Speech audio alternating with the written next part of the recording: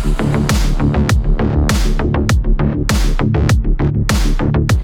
Guys, welcome back. तो आज के वीडियो के अंदर हम बात करेंगे डेट सीलिंग के बारे में, क्योंकि जैसा आप सब अगर न्यूज़ को फॉलो कर रहे हैं, आपने नोटिस किया होगा प्रेसिडेंट बाइडन जो यूएस के प्रेसिडेंट है, उन्होंने यहाँ पर ये चीज़ बोली है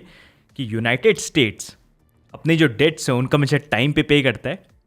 लेकिन इसी कारण से मैं यहाँ पर एक बिल जो है उसको यहाँ पर साइन कर रहा हूँ फास्ट ट्रैक करने के लिए, ताकि यहाँ पर जो डेट लिमिट है वो यहाँ पर इंक्रीज़ हो जाए। तो इसका मतलब क्या है मैं आपको यहाँ पर समझाऊंगा। एंड ये काफ़ी ज़्यादा इंपॉर्टेंट था, क्योंकि अगर यहाँ पर ये डेट सीलिंग जो है या डेट लिमिट जो है उसको इंक्रीज़ नहीं करी जाती तो यहाँ पर यूएस गवर्नमेंट जो है ऑफिशियली वो पैसे से, मतलब they would have run out of money, पैसे ही नहीं होते उनके पास स्पेंड करने के लिए, अपने बिल्स को पे करने के लिए। और अगर वैसा वो डिफ़ॉल्ट होता तो फॉर द फर्स्ट टाइम होता, एंड उसके बहुत negative impact all over the world financial market में देखने को मिलते हैं। लेकिन गवर्नमेंट है, गवर्नमेंट कभी भी ऐसे पैसे से रन आउट नहीं करती है, क्योंकि हमेशा ऑप्शन रहता है प्रिंटर निकालो, चालू करो, प्रिंट करो। तो उसी को थोड़ा सा यहाँ पर मैं एक्सप्लेन करूँगा। एंड इफ़ यू रिमेंबर, ये हमने प्रीवियसली भी आपके साथ कवर किया था ऑलमोस्ट 2 मंथ्स अगो, जब इस चीज़ के बारे में पूरी बात हो रही थी। इंफ्रास्ट्रक्चर बिल जो है, स्पेंडिंग बिल जो है, यहाँ पर उसके ऊपर डिस्कशन हुआ था। एंड अब फाइनली उसकी जो डेट थी वो यहाँ पर 15 दिसंबर को आने वाली थी। एंड इसलिए इंपॉर्टेंट था कि ये डेडलाइन है, इससे पहले इसको पास कर दो, डेट सीलिंग को बढ़ा दो, नहीं तो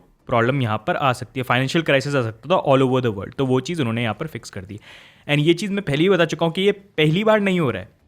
ये काफ़ी बार पहले हो चुका है। इनफैक्ट सबसे फर्स्ट टाइम जब ये हुआ था ये 2011 के अंदर हुआ था। और उसके बाद जो सोल्यूशन था वो ये निकला था कि डेट की जो सीलिंग है उसको इंक्रीज़ कर दो, क्योंकि नहीं किया तो भाई फाइनेंशियल कोलैप्स एकदम यहाँ पर हो जाएगा। और तब से लेके अभी तक देखोगे तो ऑलरेडी 7 बार ये हो चुका है और अब फिर से यहाँ पर हो रहा है। तो मैं इसको आपको एक्सप्लेन करता हूँ कि बेसिकली ये यहाँ पर होता क्या है।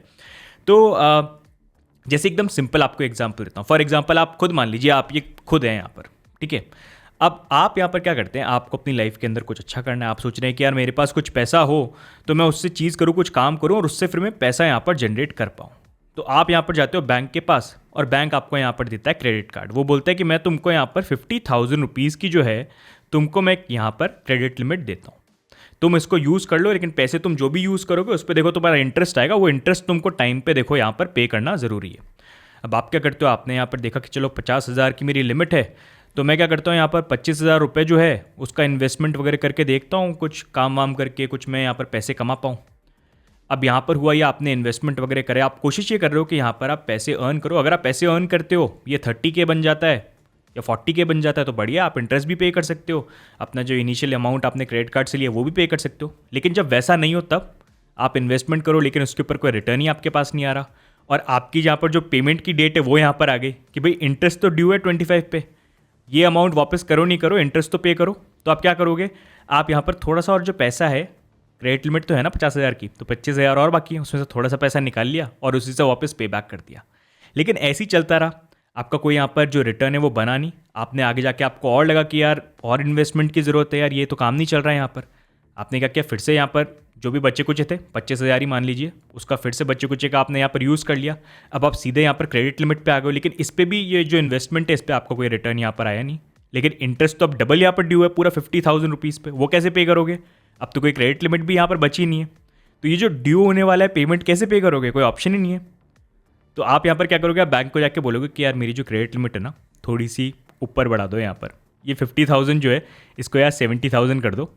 और जब बैंक उसको यहाँ पर 70,000 कर देता है तो आप फिर क्या करोगे, यहाँ पर 20K जो है उसको निकाल लोगे, या उसके लिए भी कि एक्सपेंडिचर के लिए हमको चाहिए, और उसी में से अपना यहाँ पर जो ड्यू इंटरेस्ट था 50K पे उसको पे बैक कर दोगे। तो यहाँ पर ये जो प्रोसेस हुआ है ना, ये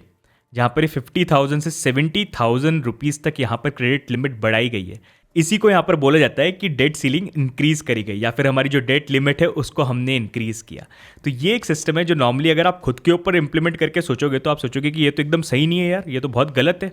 लेकिन यही जो पूरा सिस्टम है ये गवर्नमेंट रन करती है यूएस के अंदर, मतलब in fact all over the world यही एक सिस्टम है जो थोड़ा बहुत चेंज होकर रन होता है, लेकिन यही एक ब्रोकन सिस्टम है जो यहाँ पर रन करता है। इसी के कारण ये जो पूरा फिएट करेंसी का सिस्टम है, महंगाई जो बढ़ती है, सारी चीज़ें होती हैं,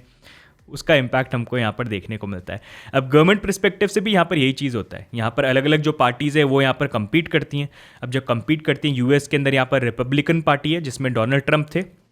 और साथ में यहाँ पर डेमोक्रेट्स है जहाँ पर बाइडेन जो है वो यहाँ पर प्रेसिडेंट है। तो अब यहाँ पर क्या करती हैं ये पार्टीज भी, जब कम्पीट करती है तो क्या बोलते हैं, प्रोमिस करते हैं कि हम भाई इतना कुछ इंफ्रास्ट्रक्चर बनाएंगे, इतनी जॉब्स क्रिएट करेंगे, ये सारी चीज़ें करेंगे। अब वो करने के लिए पैसे तो स्पेंड करने पड़ते हैं ना।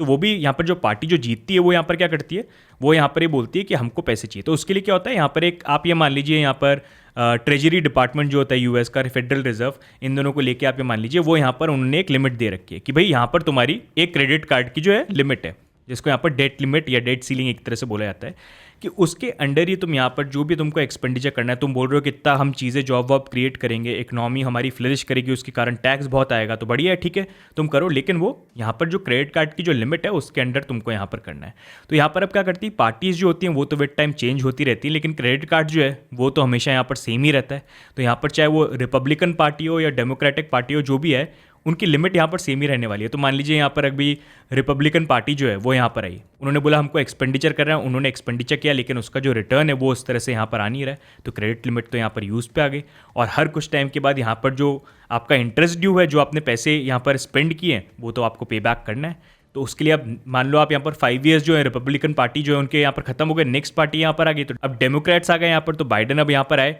और बोले कि भैया अब मेरी गवर्नमेंट आई है तो मुझे भी तो कुछ करना है ना यार, लोगों को दिखे तो मैं कुछ काम कर रहा हूँ, जॉब्स क्रिएट कर रहा हूँ। तो उसके लिए वो जाएंगे तो देखेंगे क्रेडिट कार्ड में तो भाई कोई लिमिट ही नहीं है, यहाँ पर तो ऑलरेडी एकदम इतना लिमिट के पास में पहुँच चुके हैं कि मैं कैसे पैसे लूँ, मेरी गवर्नमेंट कैसे चलेगी, मैं कैसे दिखाऊँ कि मैं काम करने के लिए यहाँ पर आया हूँ। तो जब उनको कोई ऑप्शन नहीं दिखता, वो क्या बोलते हैं, वो यहाँ पर बात करते हैं,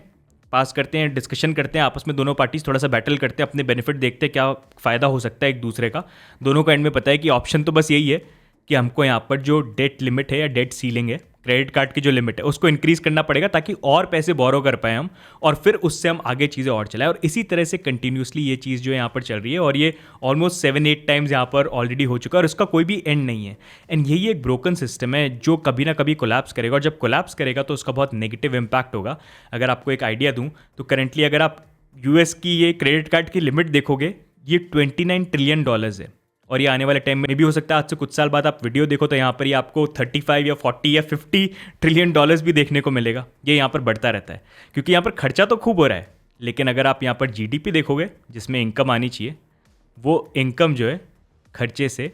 कम है यहाँ पर। तो यही एक बहुत बड़ा फ्लॉ है यहाँ पर, जिसको कोई भी फिक्स नहीं करना चाहता, क्योंकि लेट्स बी ऑनेस्ट, जो भी यहाँ पर गवर्नमेंट आती है उनके लिए होता है कि जब तक हमारा टर्म है, हमारे सामने यहाँ पर ये जो फाइनेंशियल कोलैप्स है, ये जो एक यहाँ पर टिकिंग बॉम्ब चल रहा है, वो हमारे सामने कोलैप्स नहीं होना चाहिए, क्योंकि हुआ तो ब्लेम पूरा हमारे ऊपर आएगा। तो वही यहाँ पर ये एक एंडलेस सर्कल है, जो जब कोलैप्स होगा तो उसका कोलैप्स भी बहुत डेविस्टेटिंग यहाँ पर होगा। तो आई होप अब आपको इस चीज़ से ये समझ में आ गया होगा कि यहाँ पर जो डेट सीलिंग है उसका मतलब क्या है, और यहाँ पर जो उन्होंने स्टेटमेंट यहाँ पर डाली है उसका एक्चुअली में यहाँ पर मतलब है क्या। तो अगर आपको ये चीज़ अच्छी लगी तो डेफिनेटली अपने फ्रेंड्स के साथ भी शेयर करो, ताकि वो इन चीज़ों के बारे में अवेयर रहे, क्योंकि जो मॉनेटरी सिस्टम है ना पूरा, वो बनाया इतना कॉम्प्लिकेटेड तरीके में ताकि लोग उसको क्या समझ नहीं पाए, क्योंकि अगर वो समझने लग जाएँ तो उनको खुद समझ में आ जाए कि यार ये तो बहुत ही गड़बड़ एक चीज़ है, जो जब ब्लो अप करेगी तो बहुत ही अलग लेवल पे यहाँ पर होगी। तो गाइस आज की वीडियो में ओवरऑल यही अपडेट। आई होप आपको आज का वीडियो अच्छा लगा तो वीडियो को लाइक करना, कमेंट करके भी बताना, और सब्सक्राइब नहीं कर रखा है तो सब्सक्राइब भी करिए। बाकी मिलते हैं नेक्स्ट वीडियो में, तब तक के लिए बाय एंड टेक केयर।